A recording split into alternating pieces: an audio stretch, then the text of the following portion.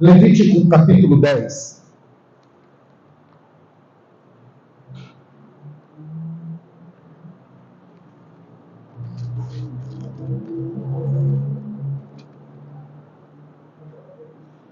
Livro de Levítico, capítulo 10, nós leremos dos versículos 1 até o versículo 17, ou seja, todo o texto do capítulo 10, para que possamos nos situar nesta história que é muito importante e que fala muito daquilo que nós já iniciamos neste culto, que é a santidade ao Senhor. Diz assim a palavra do nosso Deus: Nadab e Abiú, filhos de Arão, tomaram cada um o seu incensário e puseram neles fogo, e sobre estes incenso, e trouxeram fogo estranho perante a face do Senhor, o que lhes não ordenaram. Então saiu fogo de diante do Senhor e os consumiu, e morreram perante o Senhor. E falou Moisés a Arão: Isto é o que o Senhor disse: mostrarei a minha santidade naqueles que se cheguem a mim, e serei glorificado diante de todo o povo. Porém, Arão se calou.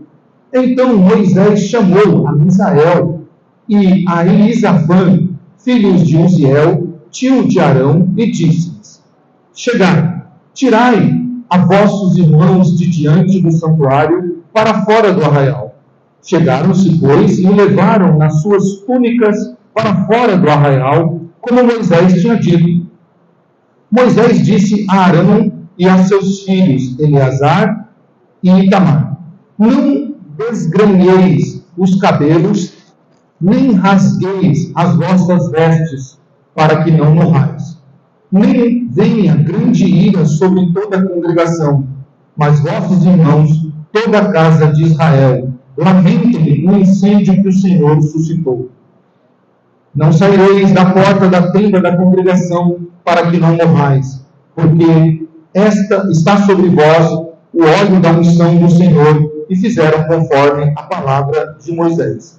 Falou também o Senhor a Arão, dizendo: Vinho ou bebida forte, tu e teus filhos não bebereis, quando entrares na tenda da congregação, para que não morrais.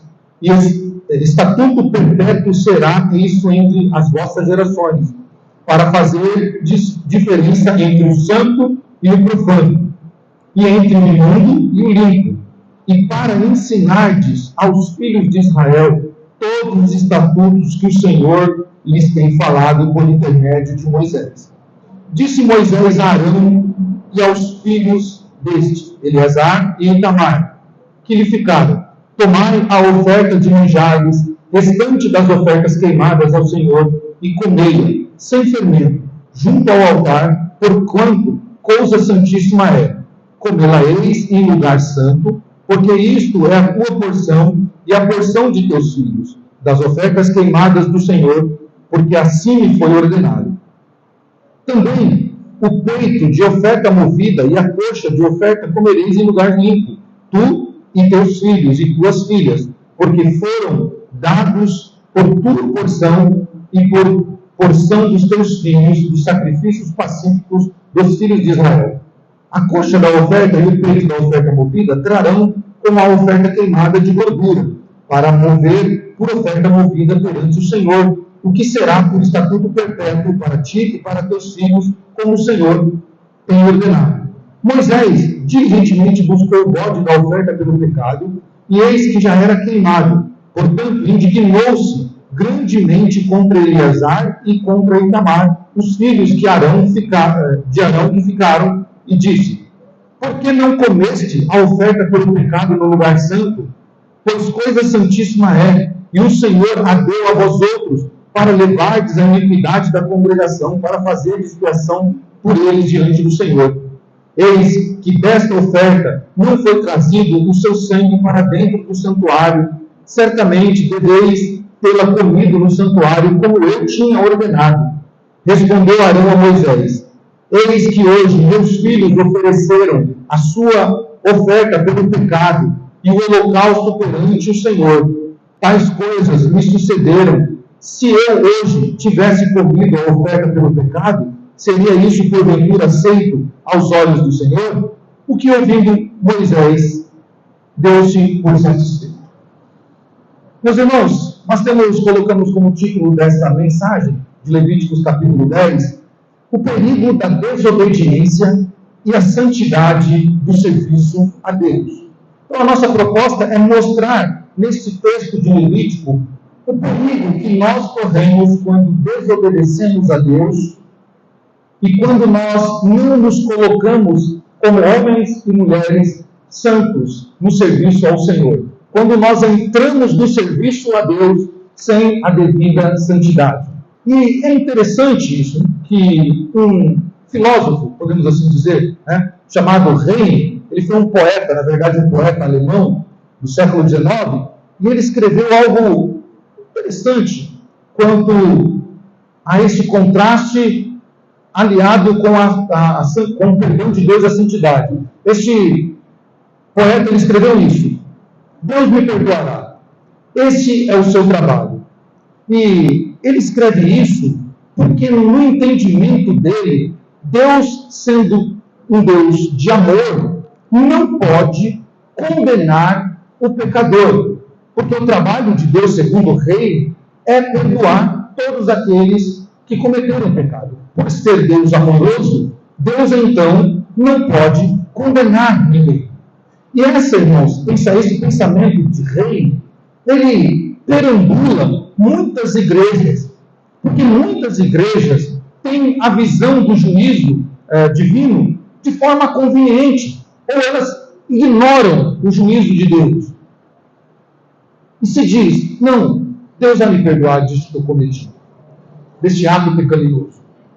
Então eles consideram que o amor de Deus é muito maior do que o juízo. Então fazem uma separação do caráter de Deus, amor e justiça, Eles separam isso e nas Escrituras nós não vemos e não podemos separar o juízo de Deus e o seu amor, que agem em conjunto. Então essa frase de Heine ainda está perambulando nos dias de hoje nas muitas igrejas. Então, olhando para isso, meus irmãos, nós temos que tomar muito cuidado com o discurso deste cristão, podemos assim dizer, o religioso, dos dias atuais, que dizem, em outras palavras, Deus é bom, Deus vai me perdoar, Deus não vai levar em conta o meu pecado, Deus não vai levar em conta isso que eu estou fazendo, eu não prejudiquei ninguém, eu não fiz mal para ninguém. Então, continua vivendo a vida como se nada estivesse acontecendo e como se o juízo de Deus não fosse ser efetivado na vida dessa pessoa. Isso é um pensamento de rei. É um pensamento equivocado. No livro de Levítico, meus irmãos, estão as leis e os mandamentos que Deus mandou Moisés dar ao seu povo Israel. Quando você lê o livro de Levíticos, é chamado de um livro das leis morais, da lei moral que o Senhor entregou para que o povo seguisse e se separasse dos demais, que ficasse claro quem era o povo de Deus e quem eram os ímpios. Nós vemos esse livro narrar estas leis, para questões de adoração, para questões de sacrifício, de que maneira o povo deveria adorar a Deus. Não era de qualquer jeito. Deus estipulou essas leis no livro de Levíticos para que o povo não se apresentasse a Deus de qualquer maneira. E com isso nós já adiantamos que Deus não recebe o culto de qualquer maneira. Não basta eu vir à igreja, sentar em uma dessas cadeiras ou ocupar esse espaço e achar que somente isso está agradando a Deus. Enquanto a vida cotidiana está em contraste com o momento em que eu levanto as minhas mãos, canto um hino, santo é o Senhor, digno de louvor, e como se eu não tivesse um débito, como se eu não tivesse uma vida de pecado. Então nós precisamos entender isso, meus irmãos. Deus não faz vistas grossas, ou seja, Deus não ignora as nossas faltas, os nossos pecados não confessados diante dele. Claro, com isso eu quero dizer que nós não estamos falando de um Deus tirano, de um Deus justiceiro, de um Deus vingativo, em que quer nos punir a todo momento, em que quer realmente tocar fogo e matar todos aqueles que infringiram a sua lei. Não é isso que eu estou dizendo. Eu estou dizendo que Deus requer santidade nossa quando nós nos apresentamos perante o seu povo, perante o teu templo, na igreja, no nosso caso. Então, todos os sacerdotes que serviam no templo, eles eram da tribo de Levi, conforme o próprio Deus estipulou a Moisés.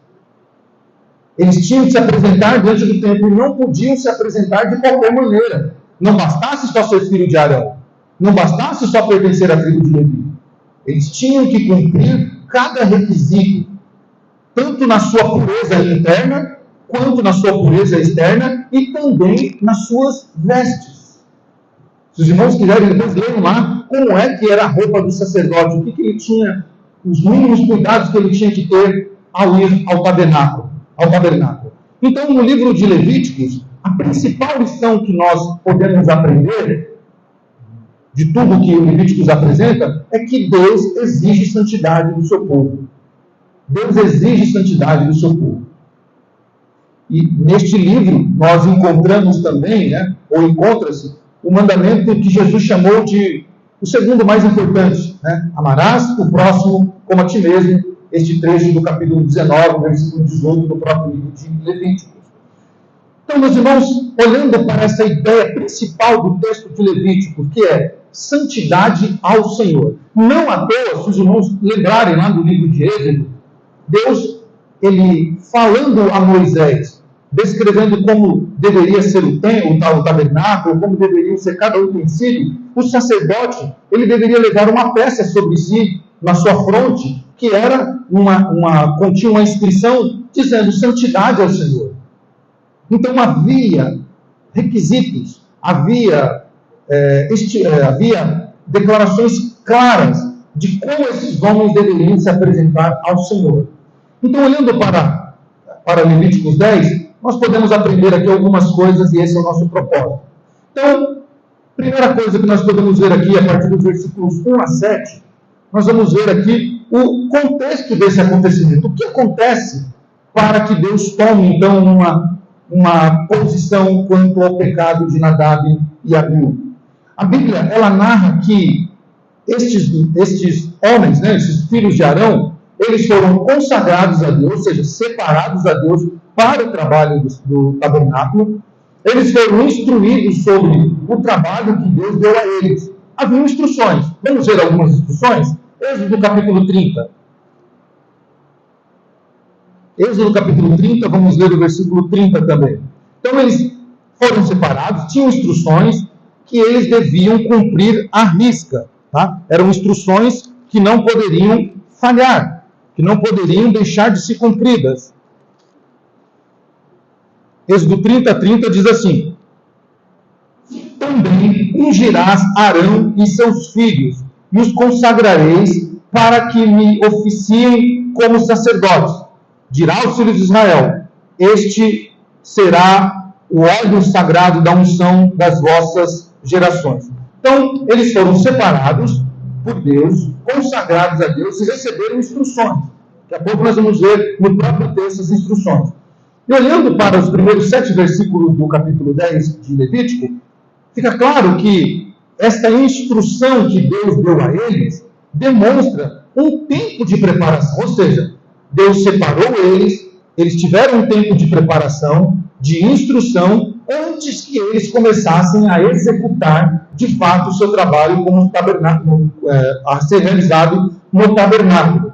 Então, o que eles fizeram?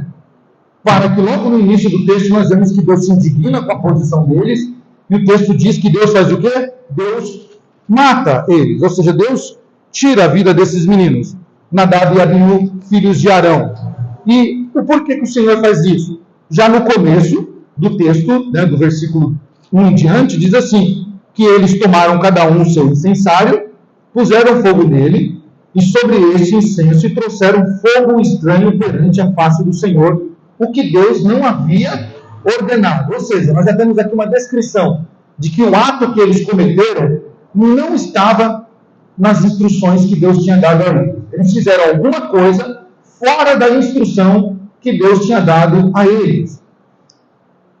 Vamos entender um pouquinho do sacrifício desse fogo estranho, né, que eles cometeram. Diz os estudiosos, ou os exegetas desse texto, que eles cometeram vários pecados perante o Senhor. Vários pecados. Quando você vai lá para Levíticos capítulo 10, versículo 1, nós vemos que Deus fica indignado. É uma ação de Deus assim que Deus não dá uma opção para ele dizer assim, olha, se arrependem que eu vou perdoar vocês. Não, Deus já toma uma posição. Quando nós olhamos assim, sem olhar o contexto, sem olhar toda a história da separação desses homens e o que eles fizeram, nos parece uma atitude até radical, que é o que os liberais dizem hoje. Vocês pregam Deus radical, vocês pregam Deus justiceiro, Deus tirano. Vamos entender então por que Deus toma essa posição dura contra estes homens. Eles cometeram vários pecados.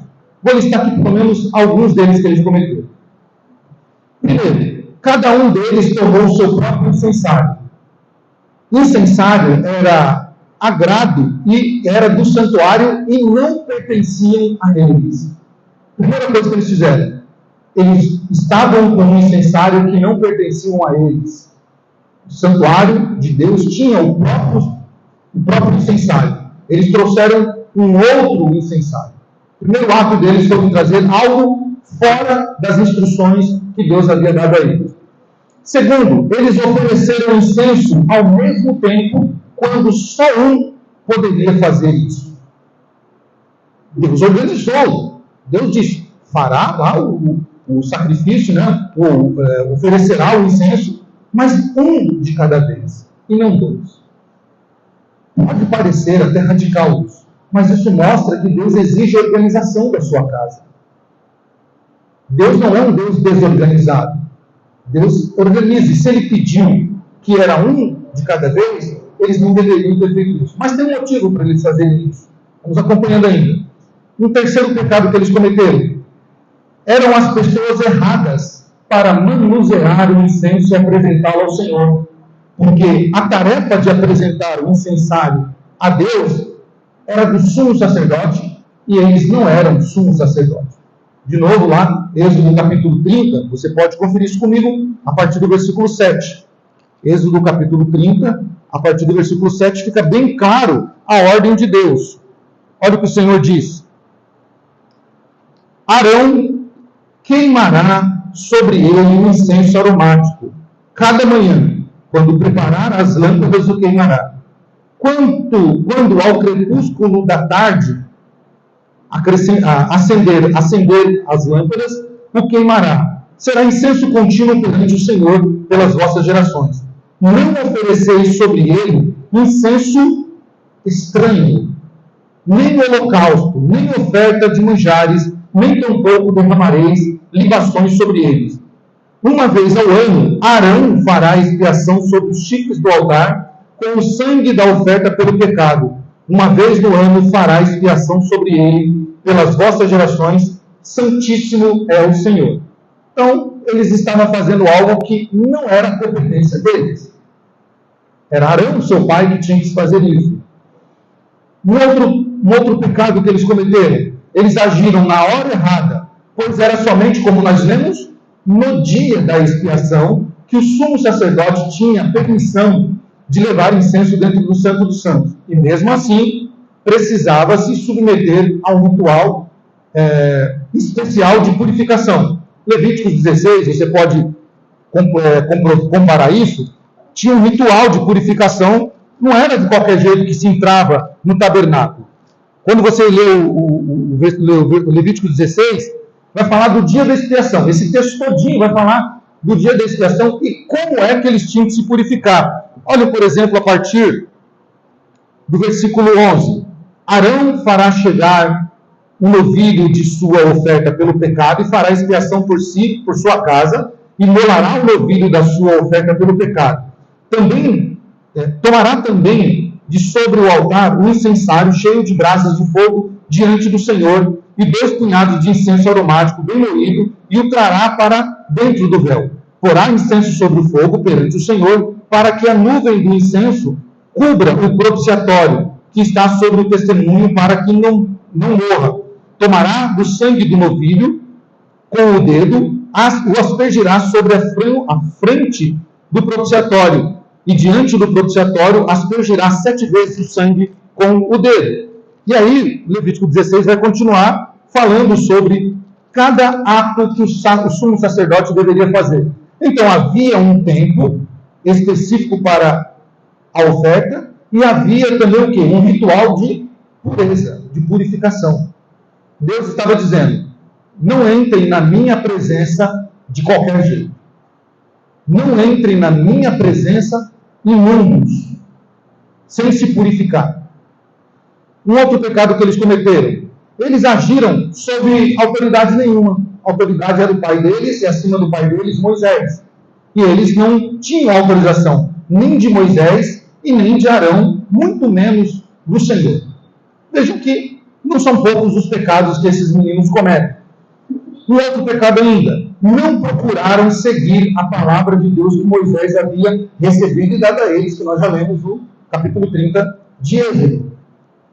Um outro equívoco, um outro pecado deles: ao queimarem o incenso, usaram fogo de um outro lugar e não do altar. Por isso, foi chamado de fogo estranho. O sumo sacerdote, ele havia sido instruído, ordenado, a queimar, então, o incenso com brasas tiradas do altar de bronze. Eu convido você de novo a ler Levíticos 16, capítulo 12, isso fica muito claro. Nós lemos, né? Também tomará sobre o altar um incenso cheio de brasas de fogo diante do Senhor, e 2 punhados de incenso aromáticos bem moído e o trará para dentro do véu. Ou seja, não poderia trazer fogo de outro lugar, mas somente o fogo que o Senhor tinha determinado que eles trariam. O fogo sobre o altar deveria descer da parte de Deus e era mantido de forma perpétua. Lá, versículo 12 e 13 diz isso, do capítulo 16. Era Deus que enviava o fogo sobre o incensário, e aquele fogo ele era contínuo. Eles trouxeram de um outro lugar. Um outro pecado: eles agiram com motivação errada e não buscaram a glorificar a Deus. Isso mostra muito claro a atitude deles, né? Porque parece que Moisés está dizendo isso. No versículo 3 do capítulo 10, Moisés disse: isto é o que o Senhor disse: mostrarei a minha santidade, naqueles que se acheguem a mim, e serei glorificado diante de todos os povos. E Arão se cala diante da voz de Moisés. Então, parece que eles agiram com a motivação errada, não da glória a Deus. Eles entraram na presença de Deus para cumprir o seu trabalho na hora errada, de forma errada, no dia errado, sem se purificar e ainda com a motivação errada.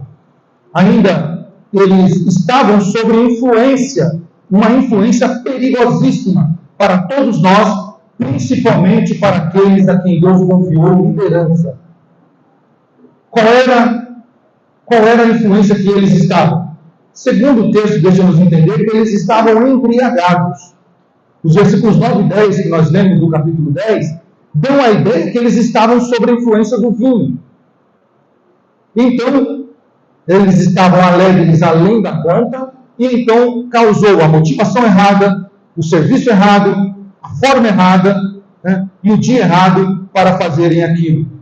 Meus irmãos, a liderança, principalmente a liderança de uma igreja, precisa tomar cuidado com muitas coisas, principalmente essas influências externas, como, por exemplo, o álcool. Nós pregamos isso, nós somos contra qualquer tipo de uso de bebida. Não é para nós. Não importa se um dia for, não é para nós. Nós não podemos abrir nenhum tipo de brecha, porque certamente Deus cobrará de nós. Ainda, eles fizeram outro tipo de ação errada, de um pecado que eles cometeram. Para manter o altar aceso, era necessário então que tirasse brasas de fogo, conforme nós lemos no capítulo 16, do altar de sacrifício, e colocaram fogo que eles mesmos acenderam. As brasas só podiam ser tiradas do altar que Deus já tinha ordenado e instruído eles a fazer. Então, nota, irmãos, eles têm aqui 10 pecados. 10 pecados que eles cometeram. Deus havia instruído. Deus havia deixado claro para eles de que maneiras eles deveriam entrar diante da presença de Deus. Irmãos, a ação de Nadab e Abiú trouxe a eles consequências gravíssimas, ou trouxe a consequência gravíssima. O fogo estranho, mencionado no capítulo 10, indica que eles usaram um fator externo, algo externo, trouxeram algo fora da presença do Senhor para colocar diante do Senhor, achando que Deus iria se agradar daquilo. Esse incenso já estava determinado pela lei como deveria ser. Isso nos ensina, irmãos, para que nós possamos aplicar na nossa vida. Ser um sacerdote, nós temos essa liberdade de culto a Deus, de poder oferecer culto a Deus, de poder estar diante de Deus.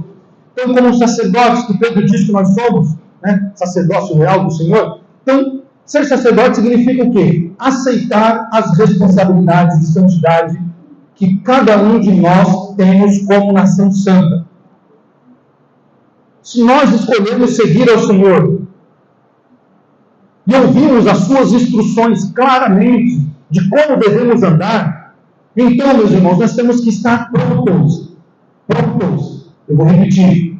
Se nós aceitamos andar com Cristo e fazer parte da sua igreja, e ao ouvir as suas instruções claras e objetivas, concordamos com ela, ao infringir, nós devemos então estar prontos para assumir as responsabilidades do pacto quebrado.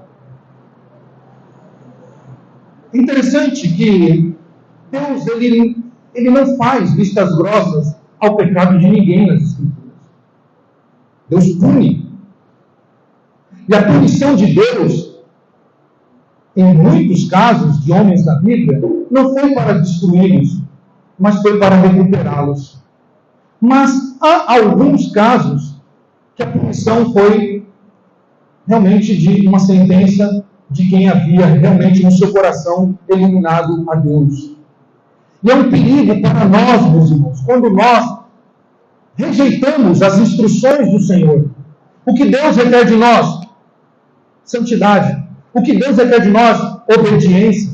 O que Deus requer de nós? Louvor genuíno, adoração genuína. O que Deus quer de nós? Que nós nos apresentemos a Ele, como diz Paulo aos Romanos, capítulo 12, nós apresentamos a Ele de forma santa, que nós ofereçamos a Ele um culto racional, e oferecemos a Ele um sacrifício vivo, santo e agradável a Deus.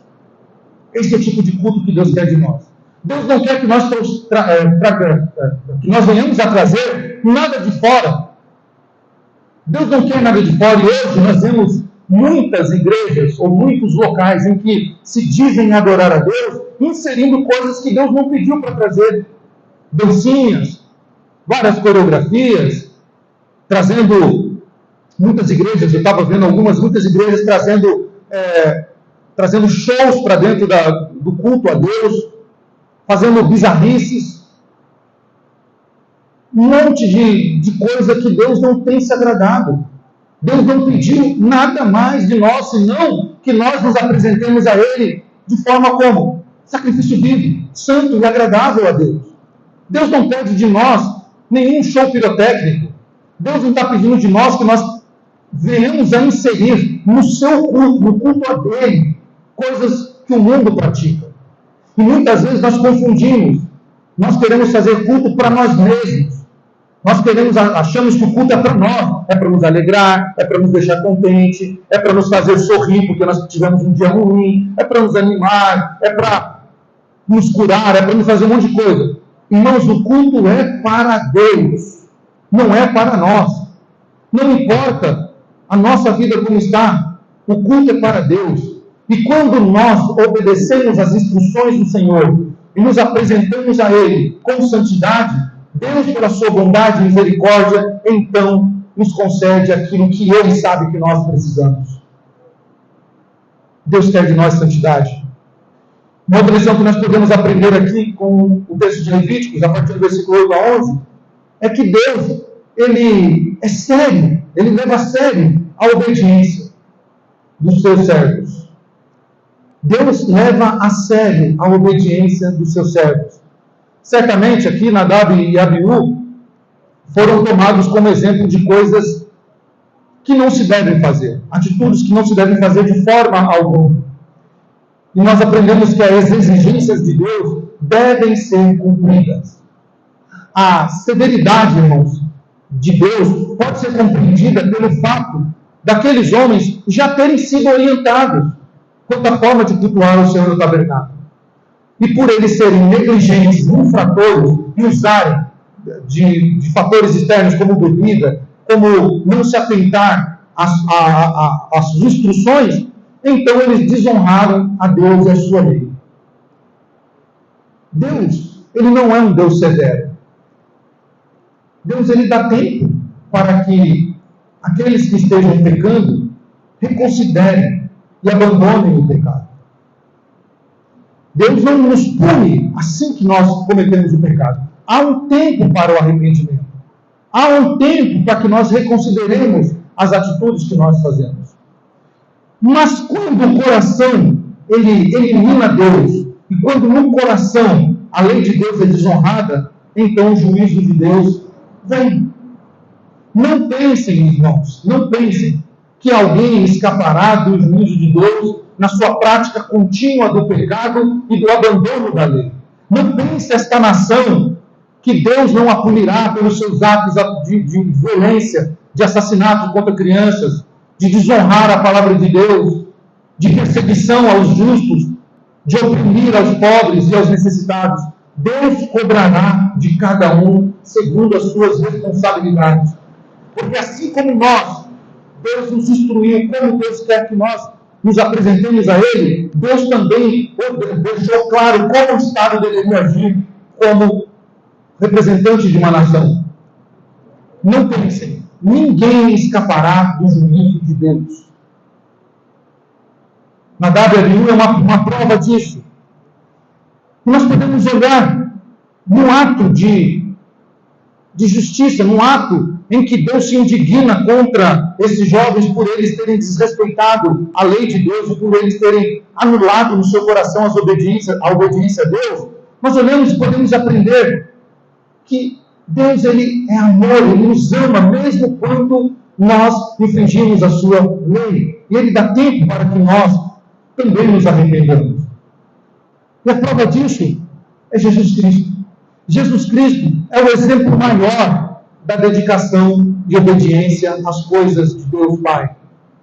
Jesus, ele é o nosso exemplo de que a obediência exigida por Deus é fácil de se cumprir, não é difícil. É possível se cumprir. É possível se cumprir. Jesus nos ensina que nada deve interromper o que é prioritário, que é o nosso chamado maior de obedecer a Deus.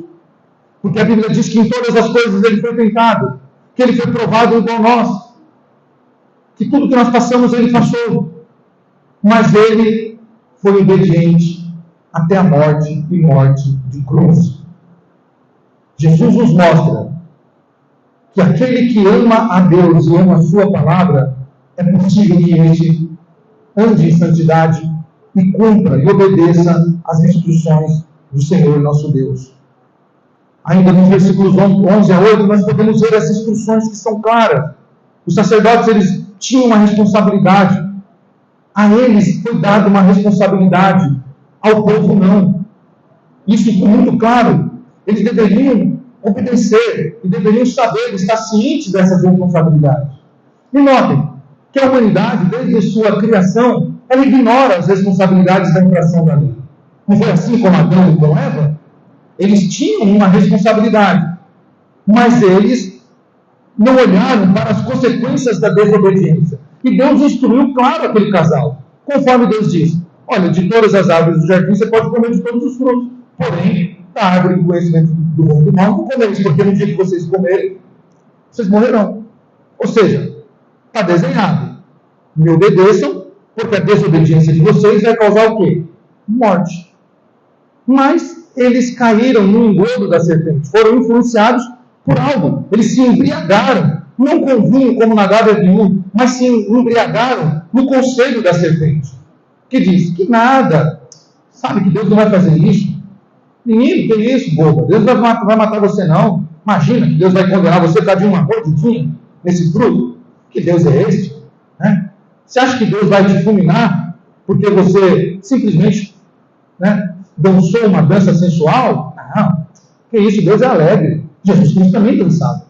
Você acha que Deus vai te condenar porque você ficou embriagado e ficou lá no chão, bêbado, lá uma noite? Não, Jesus também bebia. Aliás, ele foi chamado de beberrão. Você acha que Deus vai te condenar porque você mentiu? Quem é que não mente, minha querida? Quem não mente, meu querido? Todo mundo mente. A Bíblia diz, inclusive, se nós dissermos que nós somos mentirosos, então Deus não vai te condenar por isso. Você acha que Deus vai te condenar porque você fez uma jogatina de um jogo proibido? Ou porque você aplicou ou fez uma ação em benefício próprio que não prejudicou ninguém, mas era ilícita? Não, você não prejudicou ninguém. Fica tranquilo, não vai não. Você acha que Deus vai te condenar porque você estava na rua e passou um homem ou uma mulher muito formoso, bonito, você olhou e desejou? Você só desejou, você não executou. Você acha que você vai ser condenado porque você fala palavrão? Palavrão é um momento em que a gente coloca a nossa raiva para fora. É melhor falar um palavrão do que agredir uma pessoa.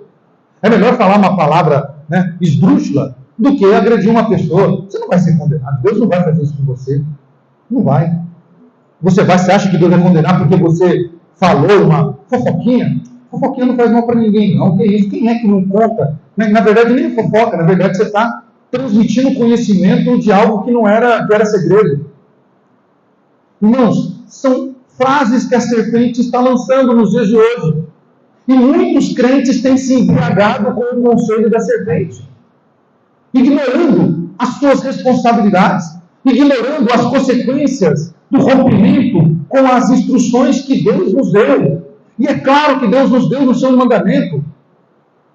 Nós aprendemos aqui na semana passada a instrução de Deus, adorar a Ele, somente a Ele, nem a mais ninguém, não ter imagem, né, daquilo que nós não sabemos como é, ter um dia de descanso ao Senhor, não tomar o nome dele em vão, né?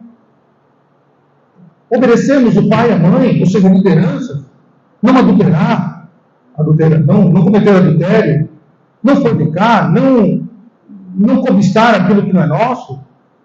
Ou seja, está claro para nós as instruções.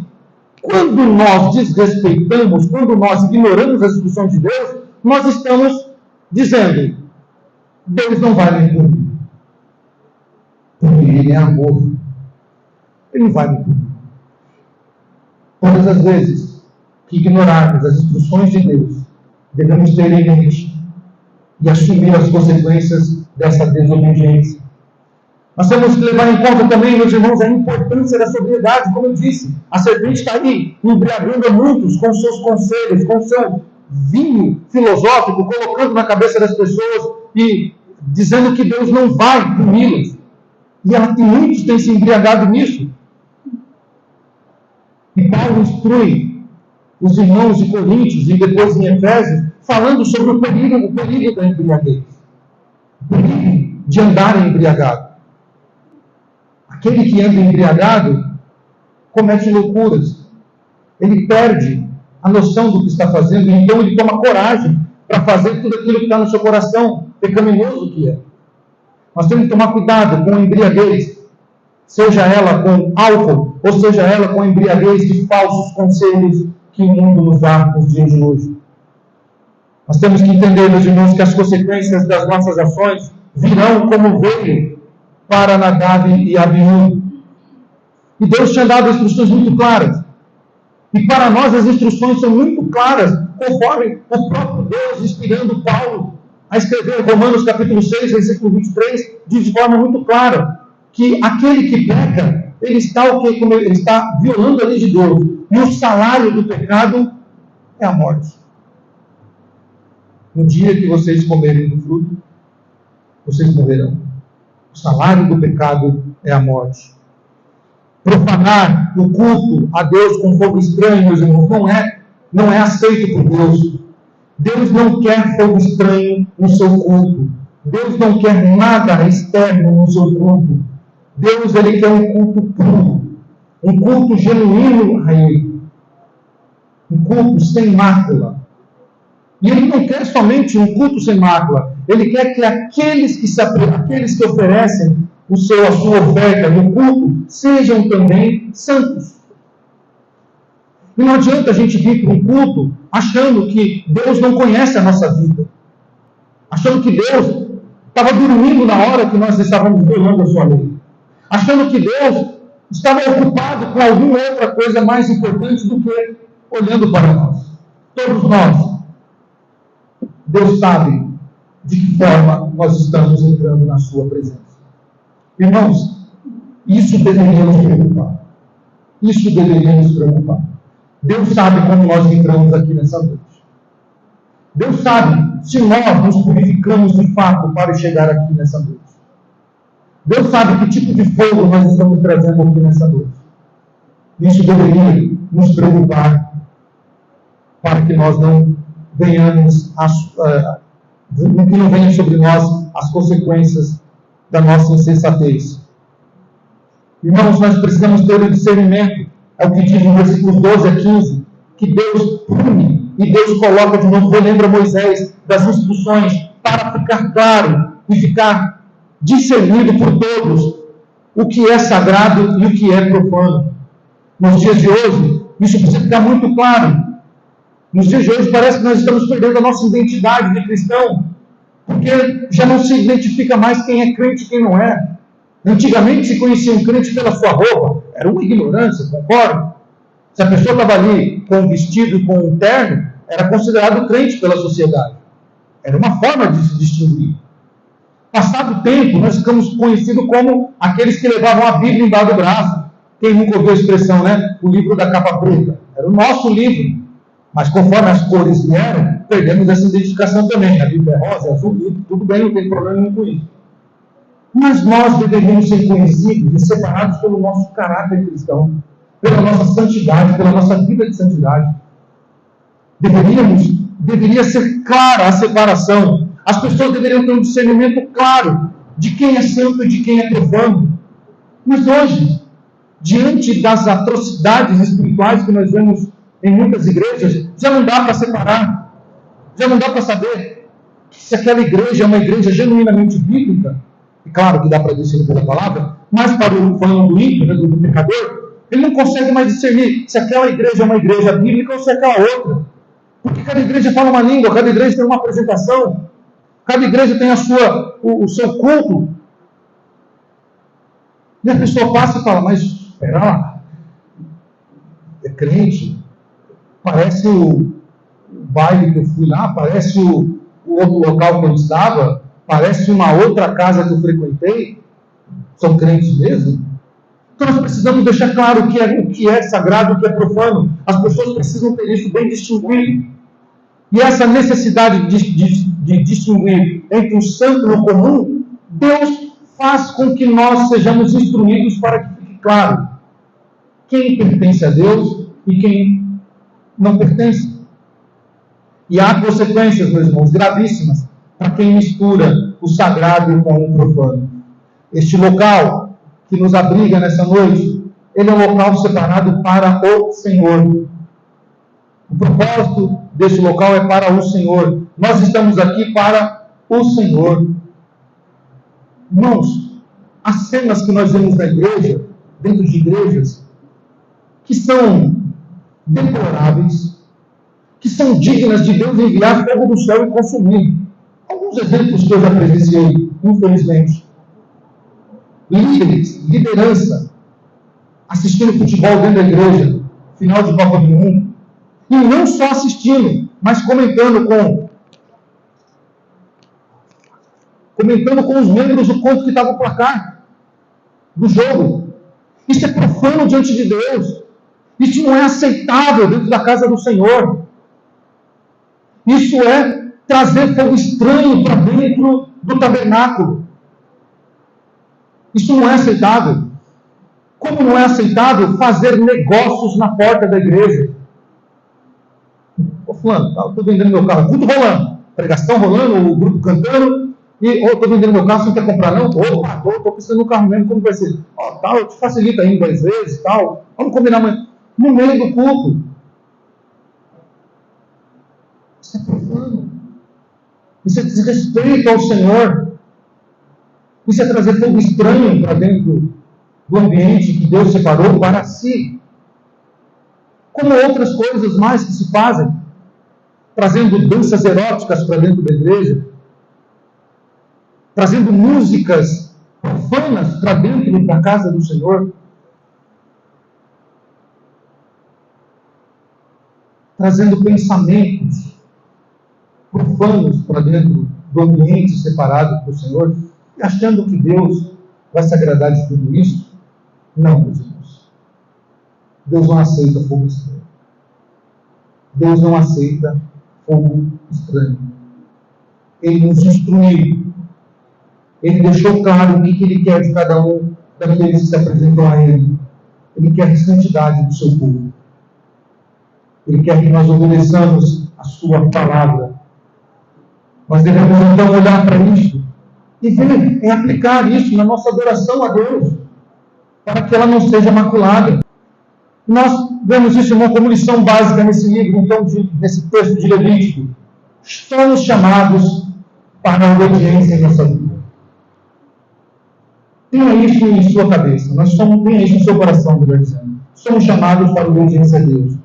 Somos chamados para nos colocar diante de Deus com fidelidade à sua palavra e obedecer aquilo que Deus colocou diante de nós. Nós corremos perigo por falta de santidade no serviço ao Senhor. Deus exige, isso não é uma condicional. Deus não está nos dando opção. Deus exige de nós a santidade. Não podemos nos apresentar em nada do que fazemos sem santidade a Deus.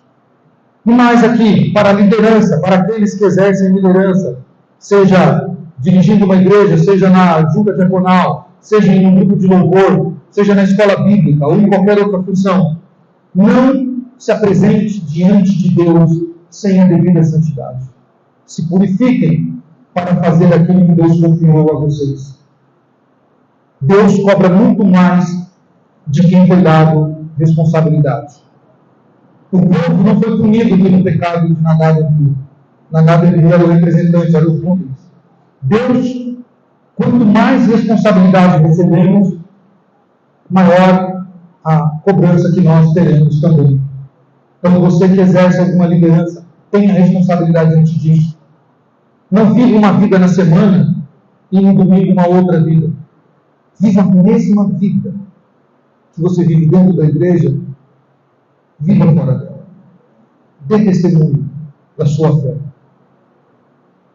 Não tenha um culto aqui e outro culto fora. E nós devemos então ter compromisso em buscar a vontade de Deus para a nossa vida. Eu quero ver para vocês aqui, irmãos, falando de compromisso, como o compromisso ele modifica nossas vidas, como o compromisso com Deus faz com que nós, ao entendermos a sua palavra, as suas instruções, isso afeta também a nossa vida cotidiana.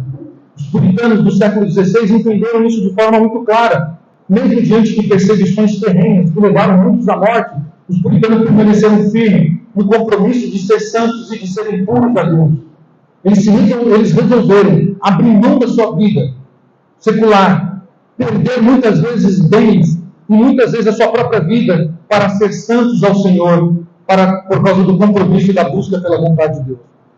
No livro Vale da Visão, são orações puritanas, quem não leu aconselha a ler, tem essa oração. Essa é uma oração de um puritano.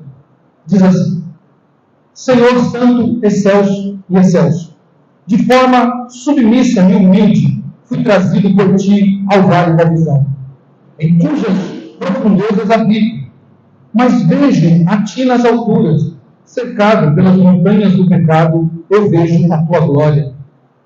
Permita-me aprender pelo paradoxo que o caminho para baixo é o caminho para cima, que ser humilde é ser elevado, que o coração quebrado é o coração sarado, que o espírito contrito é o espírito alegre, que a alma arrependida é a alma vitoriosa, que não ter nada é possuir tudo, que suportar a cruz é usar a coroa, que dar é receber, que o vale é o lugar da visão. Senhor, de dia podem ser vistas estrelas de lugares profundos, e no mais profundo do poço, a luz da tua estrela brilha. Deixa que eu encontre tua luz na minha escuridão, tua vida em minha morte, tua alegria em meu sofrimento, tua graça em meu pecado, tua riqueza em minha pobreza, tua glória em meu vale. Eles entendiam o que é compromisso com Deus, o que é ter uma vida de santidade. Irmãos, concluindo, não há em nenhum trecho do Novo Testamento uma referência a esse texto de Nadab e Abiú especificamente. Embora nós podemos ver, na verdade, diversas linhas de continuidade teológicas que nós chamamos que ligam essa passagem do Antigo Testamento com o ensino do Novo Testamento. O discípulo de Jesus precisa colocar a lealdade a Cristo antes das obrigações da sua vida cotidiana.